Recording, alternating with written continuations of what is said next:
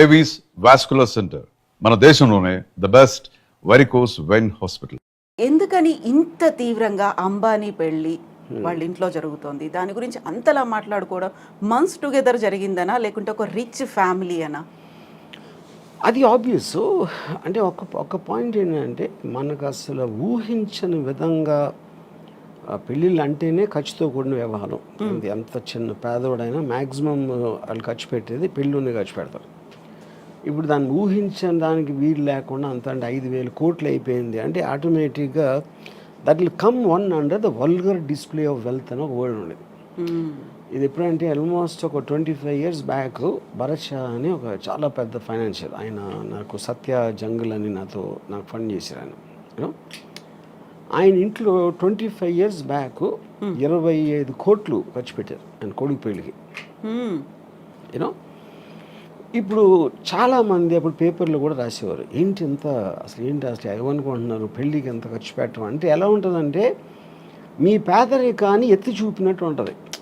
మీకు మామూలుగా ఆయనకి ఎన్ని లక్షల కోట్లు బిజినెస్లు ఉన్నాయా లేకపోతే టర్న్ ఓవర్ ఉందా అనేది ఎవరికి అర్థం కాదు. రిలయన్స్ అంటున్నా, జియో, ఇది ఆయన ముఖేష్ అంబానీ గారు ఉన్న బిజినెస్ ఆస్పెక్ట్ ఏవైతే ఉన్నాయో దానికి సంబంధించిన టర్న్ ఓవరు, ఆ స్టాక్ మార్కెట్లో వాల్యూ ఏంటి, ఆయన రిచెస్ట్ మ్యానా అనేది ఎవరికి అర్థం కాదు. అది that's two high the figures.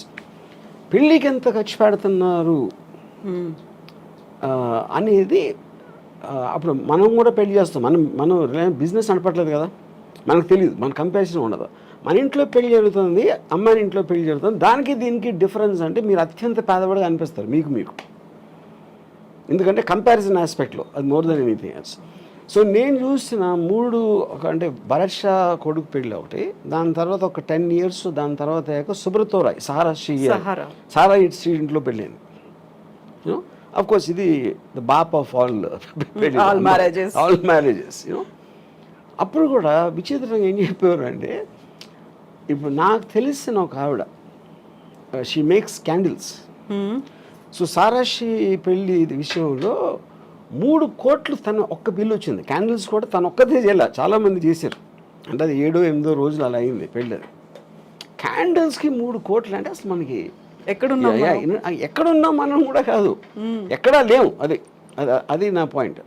So ఇప్పుడు ఏంటంటే వల్గర్ డిస్ప్లే ఆఫ్ వెల్త్ అనేది ఆ టర్మ్ ఎప్పటి నుంచో ఉంది. It's not a new term. అంటే మీరు నా దగ్గర నీకన్నా చాలా ఎక్కువ ఉందని చూపించటానికి ఒక సందర్భం క్రియేట్ చేసి, లేకపోతే మీరు ఏదో పేరెంటారు కానీ మీరు రోజు వెళ్ళి ముఖేష్ అంబానీ ఇంట్లో కూర్చోరు, ఆయన ఏం చేస్తున్నాడో తెలియదు. ఆయన పెళ్లి చేస్తున్నాడు కాబట్టి ఇమేజెస్ బయటకు వస్తాయి, దానికి సంబంధించిన వార్తలు అన్నీ. ఇప్పుడు కానీ దీంట్లో ఎప్పటికీ అర్థం కాదు ఏంటంటే, దీంట్లో ఒకవైపు నుంచి అన్ని కోట్లు ఖర్చు పెట్టి ఇంత పేద దేశంలో ఇంతమంది తినటానికి తిండి లేదు, ఇంతమందికి అసలు ఇల్లు లేదు ఉండటానికి, మెజారిటీ వాళ్ళు అలా ఉన్నప్పుడు పెళ్లి కోసం 5,000 కోట్లు ఖర్చు పెడతారా అనేది ఒకటి రావచ్చు. సేమ్ థింగ్ భరత్ భాయ్ అప్పుడు కూడా వచ్చింది.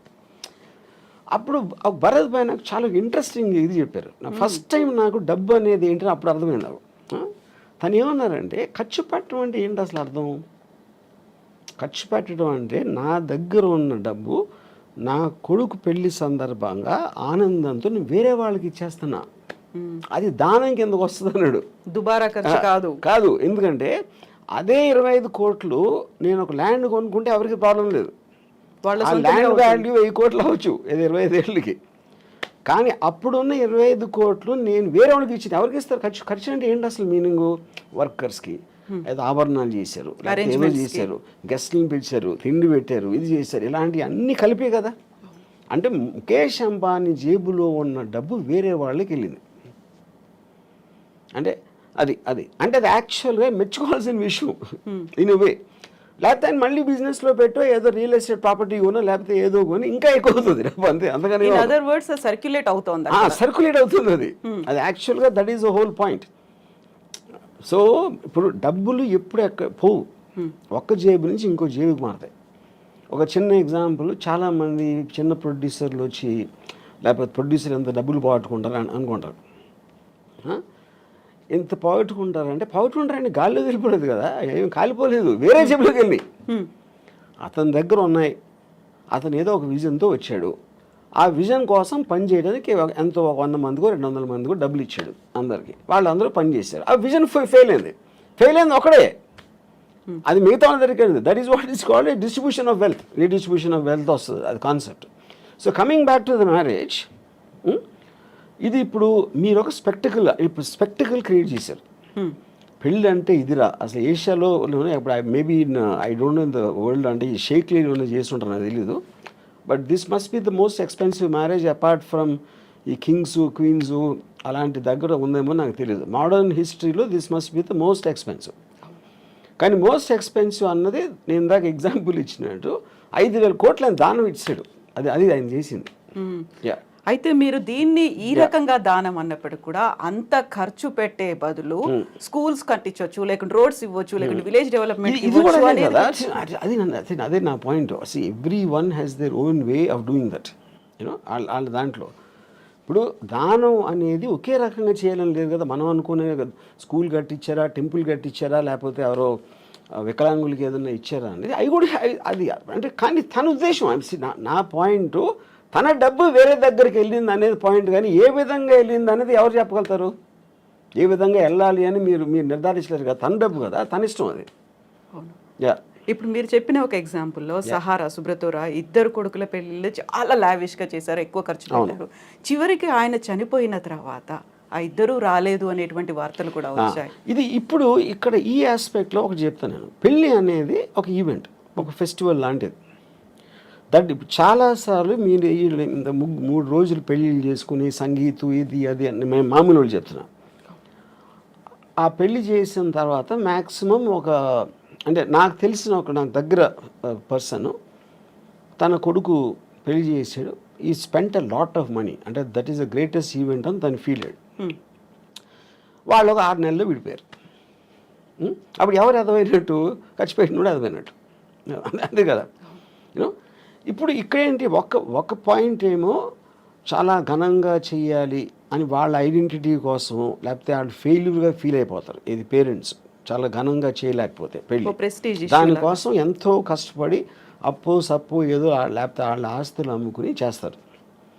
కానీ ఆ రోజు అయిపోయిన తర్వాత నెక్స్ట్ డే రేపు మీరు ఆ పెళ్ళి అలంకారాలను అయిపోయి మామూలు మనుషులే కదా మళ్ళీ వాళ్ళు కొన్ని గొడవలు మామూలే.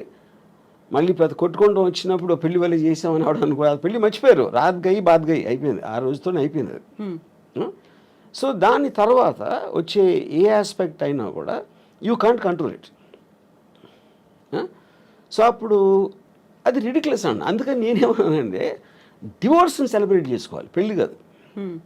ఎందుకంటే పెళ్ళి అనేది మీరు ఒక అన్నోన్ టెరిటరీలోకి వెళ్తున్నారు, అంటే ఆల్మోస్ట్ జైలు లాంటిది. అది నిబంధనలు ఉంటాయి. మీరు అంతకుముందు అంత ఫ్రీగా ఉండలేరు. అంతకుముందు ఉన్న అన్నీ తనేమనుకుంటుంది, ఆడేమనుకుంటాడు, వాళ్ళ అత్తమామలు ఏమనుకుంటారు, ఇలాంటి రకరకాల ఆస్పెక్ట్స్లో మీకు ఒక ప్రెషర్ బిల్డప్ అయ్యి ఒకసారి డివోర్స్ అయిపోతుంది. డివోర్స్ అయినప్పుడు ఏంటి, మీరు మళ్ళీ జైలు నుంచి బయటకు వచ్చేసినట్టు.